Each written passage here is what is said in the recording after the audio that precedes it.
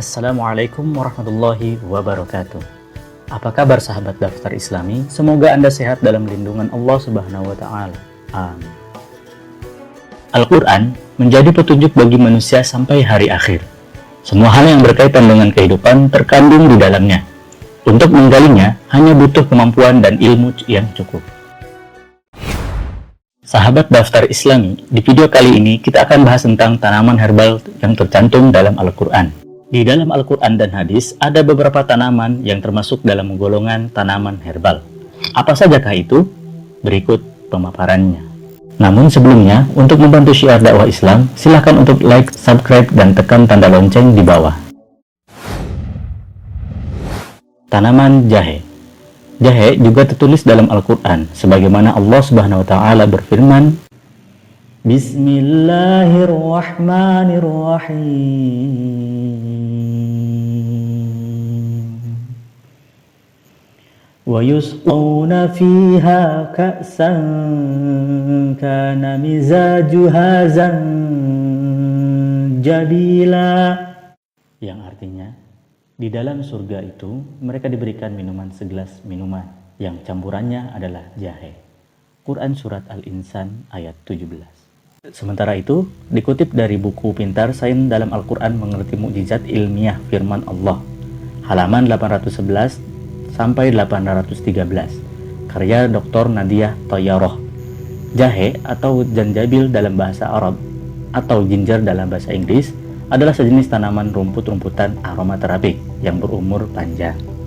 Di dalam buku tersebut disebutkan bahwa Ibnu Masawih menyatakan jahe berguna bagi gangguan hati akibat cuaca panas ataupun dingin.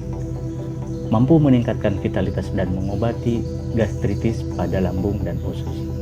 Kemudian Ibnu Sina berpendapat jahe dapat meningkatkan daya tahan tubuh, memberikan rasa lembab pada kepala dan tenggorokan, dan mengobati gangguan akibat polusi udara. Tanaman Habatus Sauda. Habatus Sauda atau jintan hitam, ternyata herbal satu ini memiliki banyak manfaat, seperti menguatkan sistem kekebalan tubuh, menetralisir racun, hingga anti-stres.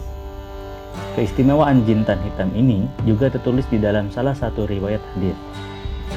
Hadis Rasulullah SAW bersabda, sesungguhnya di dalam Habatus Sauda terdapat penyembuh bagi segala penyakit, kecuali kematian. Hadis riwayat Bukhari dan Muslim.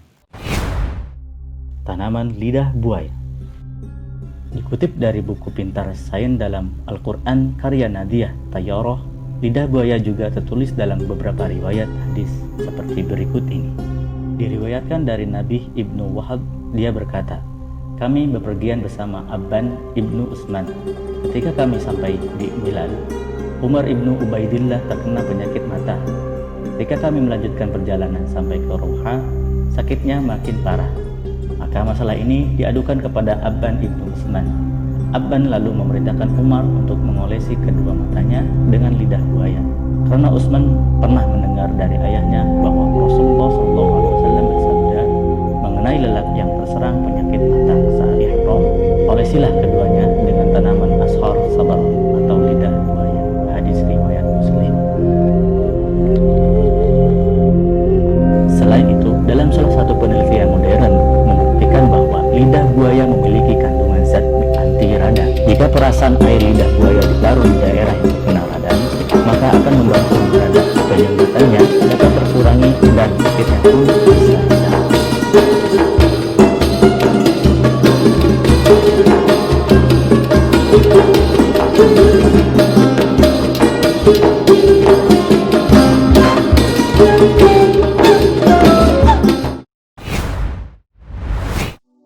Buah delima.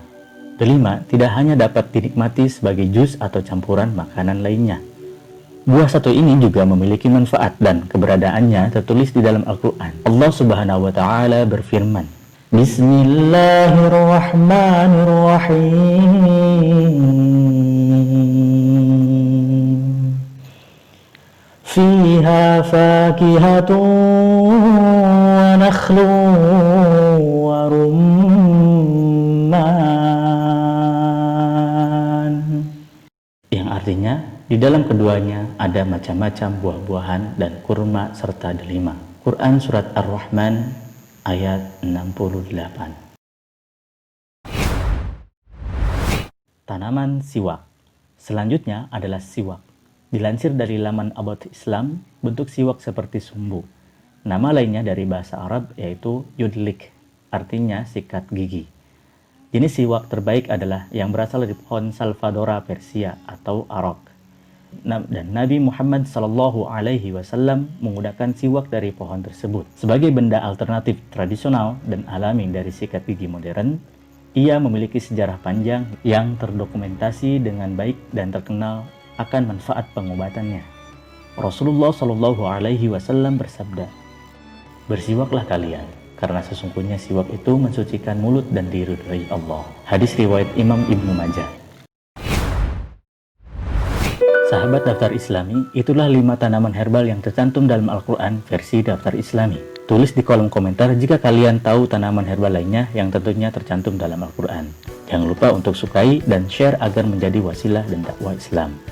Wassalamualaikum warahmatullahi wabarakatuh.